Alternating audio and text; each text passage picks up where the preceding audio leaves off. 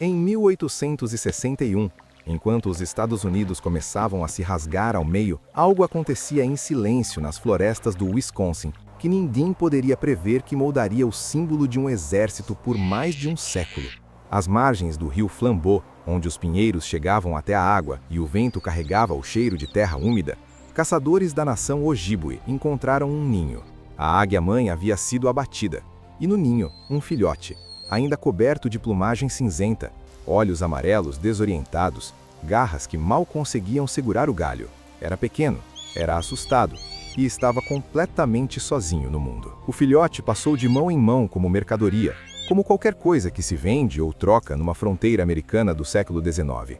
Um fazendeiro chamado Daniel McCann o recebeu em troca de comida, e por alguns meses, a águia cresceu num quintal de Wisconsin, indiferente à tempestade política que se formava ao sul. Em agosto de 1861, soldados do 8º Regimento de Voluntários de Wisconsin estavam sendo recrutados com urgência. A União precisava de homens, e a Companhia C, apelidada de Eagle Company, precisava de algo mais, precisava de uma identidade. Quando a águia foi oferecida ao capitão John Perkins por um punhado de moedas, o oficial hesitou por apenas um instante. O animal era grande agora. As asas tinham envergadura impressionante, e havia naqueles olhos amarelos algo que parecia estranhamente desafio. Eles a chamaram de Old Abe. Em homenagem ao presidente que tentava manter a nação unida, o nome era simultaneamente uma brincadeira e uma declaração. Uma águia careca, símbolo oficial dos Estados Unidos desde 1782, marcharia com os voluntários de Wisconsin para dentro da guerra mais sangrenta que o continente jamais havia visto. Ninguém sabia quanto tempo a guerra duraria, ninguém sabia quantos voltariam, e ninguém, absolutamente ninguém, imaginava que a águia voltaria com todos eles. O 8º Wisconsin entrou no Teatro Ocidental da Guerra em 1862, e Old Abe entrou com eles. Havia um soldado designado exclusivamente para carregar o poleiro da águia, uma responsabilidade que os homens levavam com surpreendente seriedade, enquanto carregavam rifles, munições e a memória de famílias deixadas para trás. Um deles carregava uma águia viva. Era uma imagem absurda. Era uma imagem americana. Em outubro de 1862, no cerco de Corinth, Mississippi, algo aconteceu que nenhum relatório militar captaria adequadamente. Quando os canhões começaram a troar e a fumaça negra subiu sobre os campos, Old Abe abriu as asas, não para voar embora, não para se esconder, para gritar. O grito da águia careca, um guincho agudo e penetrante que cortava o barulho do combate, ecoou sobre as linhas de batalha. Os soldados do 8º Wisconsin interpretaram aquilo como coragem, como sinal, como permissão divina para avançar.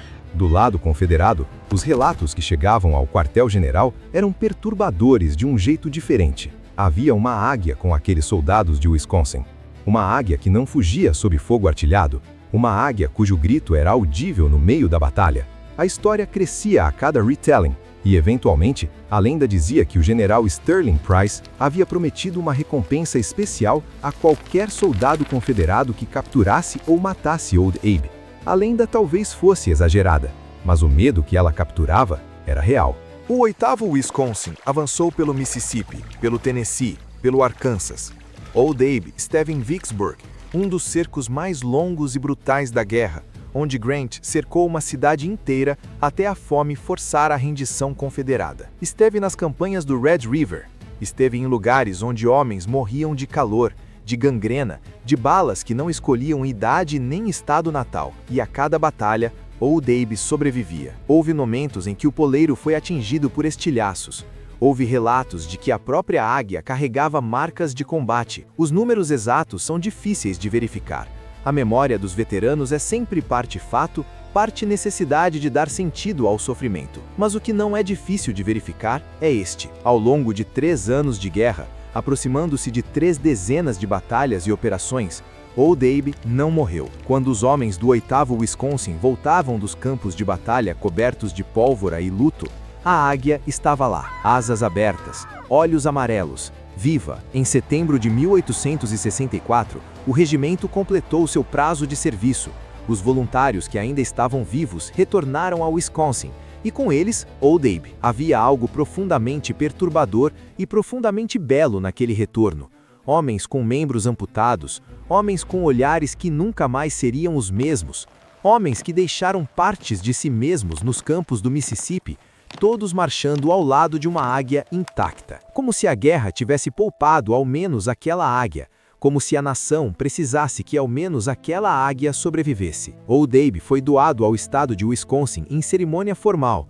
O governador James Lewis recebeu a águia como se recebesse uma relíquia de guerra, porque era exatamente isso. Old Abe foi instalado num quarto especial no porão do Capitólio de Madison, com gaiola ampla, cuidados diários e um fluxo constante de visitantes que vinham de todo o país para vê-la. Por 15 anos, Old Abe viveu.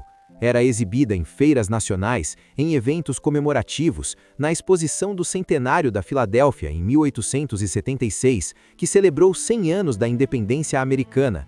Fotógrafos a retrataram, artistas a pintaram, empresários venderam produtos com sua imagem. Old Abe havia se tornado algo que vai além do animal. Havia se tornado uma ideia, a prova viva de que algo poderia sobreviver ao fogo. Mas os anos pesam diferente num animal selvagem em cativeiro. A águia que havia gritado sobre os campos de Corinth agora vivia numa sala de pedra. Os visitantes vinham e iam. As guerras eram lembradas em discursos.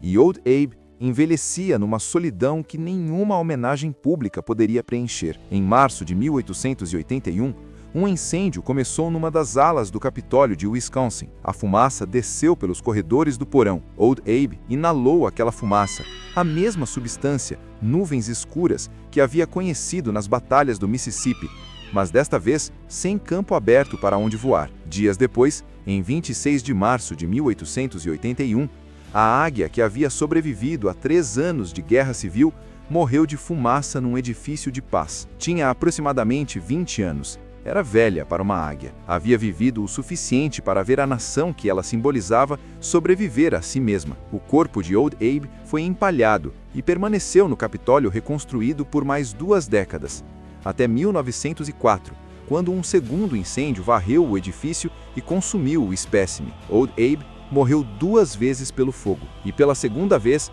não sobrou nada físico. Nenhuma pena, nenhum osso, nenhuma garra, apenas a memória, apenas a imagem. E foi a imagem que sobreviveu a tudo. Décadas depois, quando os Estados Unidos se preparavam para entrar na Segunda Guerra Mundial, um general olhou para os emblemas das divisões disponíveis e escolheu para a 101ª Divisão Aerotransportada a silhueta de uma águia de cabeça branca. Os Screaming Eagles, os Eagles que gritam, os soldados que saltariam sobre a Normandia, que lutariam em Bastogne no inverno de 1944, que resistiriam cercados na neve quando todo o resto parecia perdido, eles saltariam com Old Abe no ombro. O que começou como um filhote de águia trocado por um saco de milho às margens de um rio em Wisconsin, tornou-se símbolo permanente da resiliência americana. Não por acidente, não por propaganda deliberada, mas porque havia algo na trajetória daquele animal, capturado, integrado, lançado ao fogo,